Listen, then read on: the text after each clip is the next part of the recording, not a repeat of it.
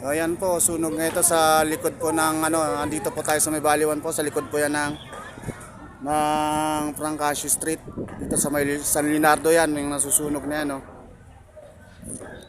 Yan po, ngayon lang po yung oras na tong ano, hapon.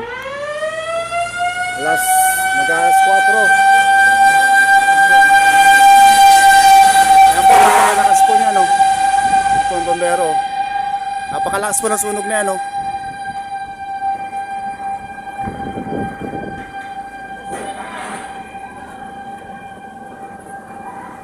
Grabe po nangyari sunog na, no?